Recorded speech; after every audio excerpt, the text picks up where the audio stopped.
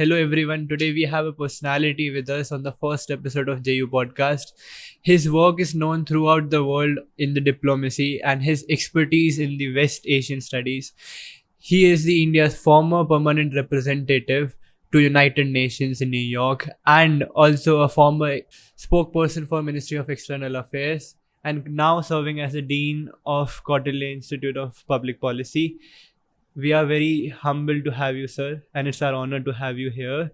And welcome to JECRC and welcome to Jaipur on the behalf of all the Jaipurites over here. It's our honor to have you. Let's start with some questions on adapting the situations. How was your experience when you got appointed as the permanent representative to United Nations? Beforehand, you was working in the External Affairs Ministry as the spokesperson. So as we see it, it's a kind of a learning curve facing the media daily, and then you are going to face the diplomats and the General Assembly again and again. So how was the learning curve that you had? So first of all, thank you very much for giving me this opportunity to engage with you and through your to other students in your institution. So yes, I was appointed as the permanent representative when I was serving as the official spokesperson. But in the External Affairs Ministry in India, there is a unwritten rule about specialization. So before I was the official spokesperson, I had done 5 years with the International Atomic Energy Agency, which is an international organization. And before that, many years ago, I served as a young officer at New York in the United Nations. So I had, by the time I came for this vacancy and got it, I already had about 8-9 years of experience of multilateral diplomacy. And so it wasn't for me a very difficult thing to transition. Also because as a spokesperson, you generally get to know virtually everything that is happening all around the world. And it helps you grow. And diplomacy is also about communication, about cooperating with different people, and working in coordination. So all these three things you learn not only in multilateral diplomacy, but in public diplomacy also. So it helped me. It wasn't difficult because I had previous exposure. And given being the spokesperson for 4 years, I had a very good idea of India's basic interests globally and the big challenges facing India. Okay, so that you told one thing about that you had the exposure. Everyone talked about what's the life of an IAS and IPS officer, but nobody tells us about, and there is no factual information about the life of an Indian Foreign Service officer. So how it's like, how's the glory and the experience of an Foreign Service officer in the initial days of it? So unlike in the police or in the IAS, you start gaining importance at a later stage in your life than earlier. If you are in the police, immediately you are posted in a district, you gain significance, you gain importance. Whereas in the foreign service, if you are at a lower level, life is much more difficult because it's a learning thing. So all of us learn towards becoming an ambassador, which it takes you about 20 years to become an ambassador. So in the first 5-6 years, life is more difficult because you are posted in a foreign country where the time that I was in, there were no smartphones, there was no direct communication. So you had to do trunk calls to get in touch with your family. You had to book one day in some places. Food of a type that you are used to is not available. I was posted in countries where rice was not the common crop. We used to stand in lines for hours to get rice, and if it comes, then it disappears. So you had to grow through a difficult phase, but it made you understand and appreciate better diversity in different countries, and it made for a good diplomat. You also had to study a foreign language and pass it at a very high level. So my initial years were like a continuation of my university years, studying, reading, learning language, going to shops and getting things done, buying requirements of day-to-day necessity. Studying in the university also meant going by public transport, hanging on in the buses like I used to do in a student. So it wasn't very different from a student life, but it prepared you for later life. So the fundamental difference between diplomacy as a career and the civil services as a career is authority comes to you later in life. So you have to get used to the more difficult aspects of life in the beginning, unlike in other civil services within India. So what I think, it gives you the wisdom of decision while you are sitting at the position, because your hanging stages will give you the wisdom when you are at that post. One more question that I had: your tenure was a tenure when we see more global crisis in the world, from the Iraq war to the Operation Desert Storm, then the Crimea annexation. How India and how the Indian diplomacy was shaped around it, and how we saw and go through it. What So- are the backstages of it? Yeah, so you're right that you see, from say, if I may say, after the Second World War till about 1990s, foreign relations were in a frozen period because there was what we called a Cold War.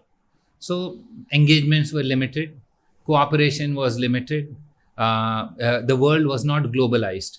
So what was happening somewhere was of little interest to us. And then started a period where the US was the only big power. So it was called the hyperpower. And everybody followed whatever the US said in, say, from 1990, after the fall of the Berlin Wall, till about 2007, 2008, 2010. You can put in any dates around that. Where much of foreign policy and were decided by what the US said. So most others didn't have the capacity to take the US on. Including India, we were a developing country. We still had challenges of our own. We were dependent on the US for many things, etc., etc. After 2010 started what was, or after 2013-14 was what was called the multipolar era in foreign policy, which meant that there were more than one center of powers. So you could then try and work out in groups. What you couldn't do alone, you could do in groups.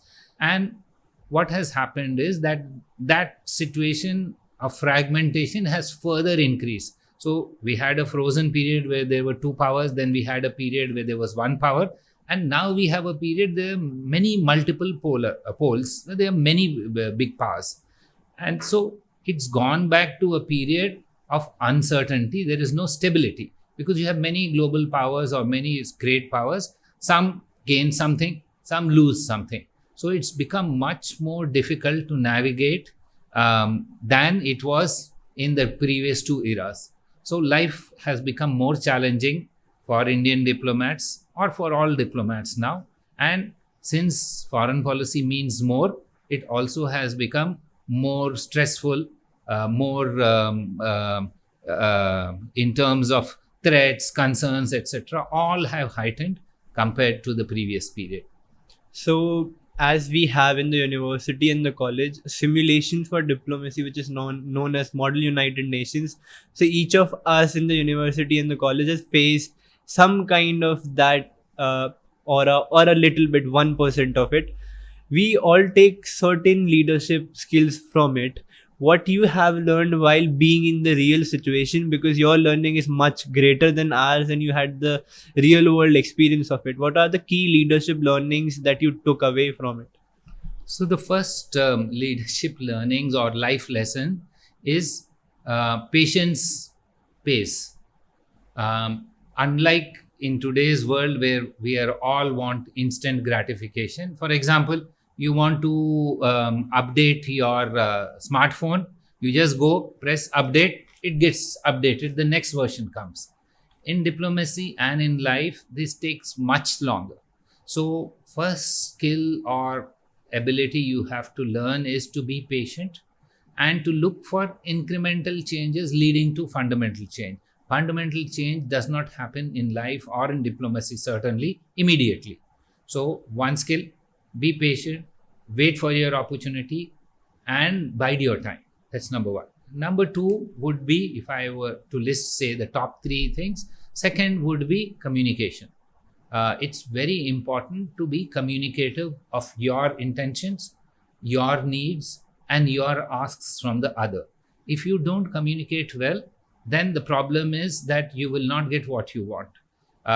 Even in life, it happens. Those who are reticent sometimes get left behind, while others who are more assertive and go and explain their views get a better deal. So, the second important thing is communication. And the third important thing from a diplomacy perspective is there are no lone riders in diplomacy. You have to work in a coordinated manner in groups, because only perhaps the United States can work as an individual country. But even that, it doesn't succeed if it does it. So strength lies in numbers, strength lies in working together. So develop the skill to work with others and in unison, rather than as lone ranger, I will do, this is my way and this is how I do it. If you want to do that, that you can do as a mathematician, or you can do that as a scientist, because you can work in a lab by yourself and get it done. In the life, in diplomacy and in foreign policy and in life, you need to work together. Okay, that's a key learning that all the listeners will take. Now come back to the time that you were posted in India as the spokesperson for Ministry of External Affairs. What it's like to being the spokesperson for a ministry that is not working majorly in India but representing India outside of the India. So first of all, what it's like is it's unlike anything else that your normal work prepares you for, because it's like a 24/7 mechanism of news, because something is happening in some part of the world where others you may be sleeping, but it's happened. So it makes you much more geared towards working continuously. That's number one. Number two is that the expansion of media interest in global issues has increased very much. So previously, you wouldn't bother if there was an Indian ship hijacked or taken by some people in West Africa. We will say it's so far off, etc.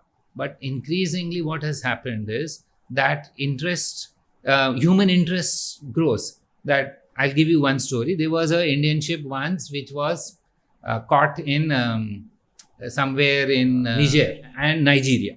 So what happened was some people had commandeered the ship, taken off all their oil, and then sent it back to a port. Now, ordinarily, who bothers ships somewhere? Pirates have done it, etc. Now, some of the ship people felt that, there were some people in this ship who helped the pirates, and the government of that country seized the whole ship and kept it there. Ordinarily, it will take a few days to solve this because we didn't have an embassy in that place. Somebody had to go there, etc., etc. Suddenly, the captain of the ship, his son died in Mumbai. And the wife said, I'm not going to bury the child until the father comes back. He was a Christian, I think. Now, it became such a big story. It has nothing very much on foreign affairs, etc. People started saying, why are you having such a big army? Send the army there, bring the captain back.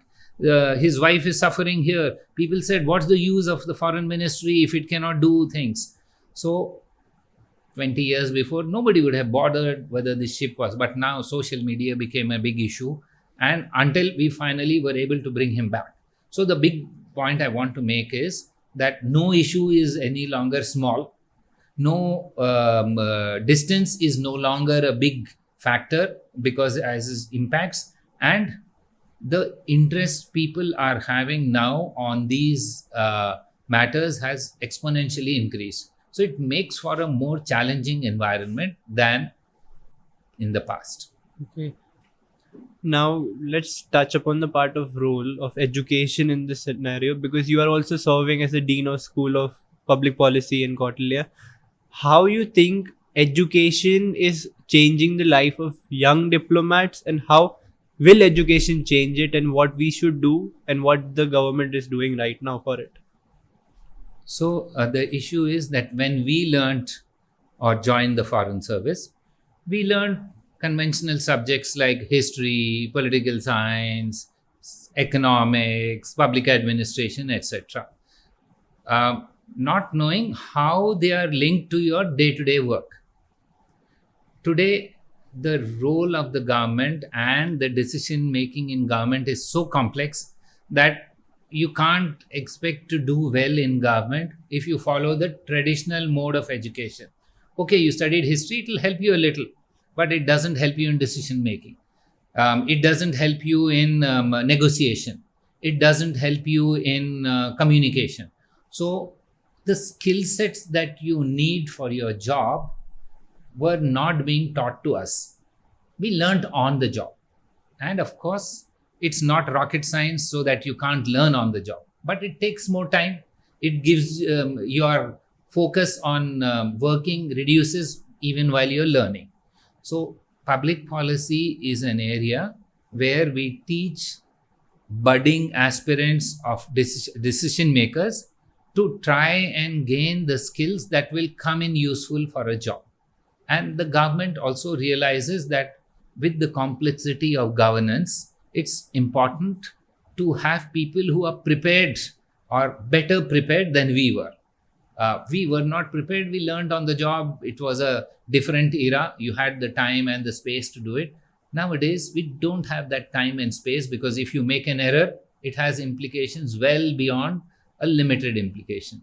So that's what public policy is. That's what new education is. That's what we need to focus on. And that's what government is encouraging, that mix your disciplines, be multidisciplinary, be interdisciplinary, learn skills that will come in handy for the job. Don't come and say, oh, I'm zero, now I start at zero. So it will help you start at maybe 30 to 40%, some cases 50% also. So if you are 50% ready for a job, you will do better in that job than if you are 0 or 5% ready. Okay. What is the part of India in multilateralism? As we talked in the back in the auditorium about multilateralism, how India's foreign policy has changed throughout the years, and in these 10 years it has changed drastically. What is now India's policy in regards to engagement with the organizations like United Nations, World Bank and IAEA, and how it is standing in the current position of geopolitics? So in the 10 years, one thing that has changed from an Indian perspective is our capacity to contribute has increased. 10, 20, 30 years ago, our capacity was limited because our country was not growing at the rate it is growing now. So our potential of surplus that we could contribute in terms of either finances or skill sets or ability to take others was more limited than we were. So number one, we can clearly see that our capacities, capabilities have increased. Therefore, our role also increases, because what we couldn't do before, we are able to do with that. Number one.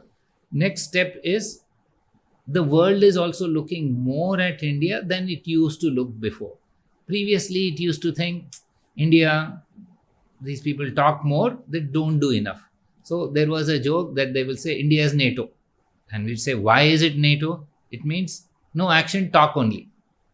But now we are acting also on the talk, because it's important for credibility to act.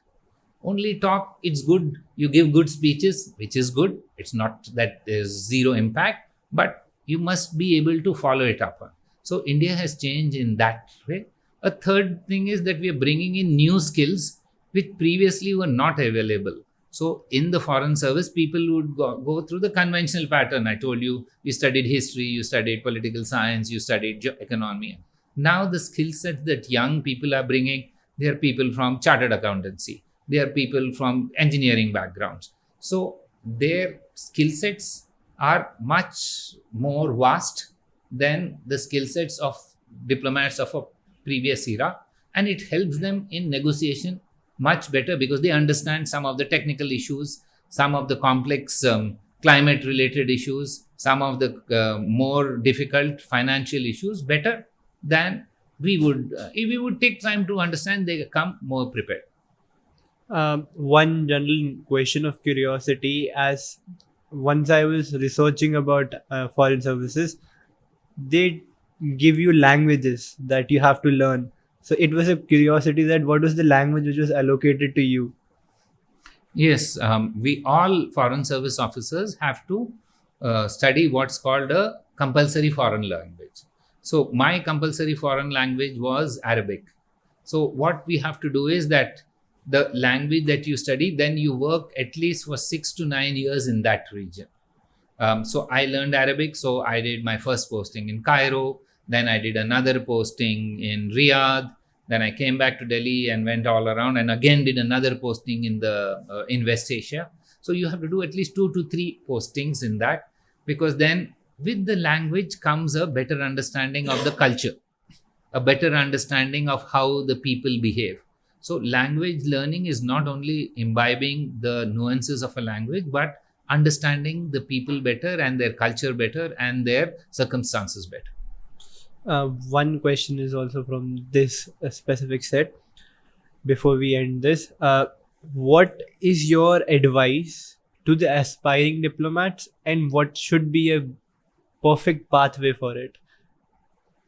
So I don't know perfect, but young aspiring diplomats should learn some of the skill sets that will come in handy for them later on. So as I said, patience is a life skill. It's not a skill only for diplomacy. But other skill sets that you have to learn is communication.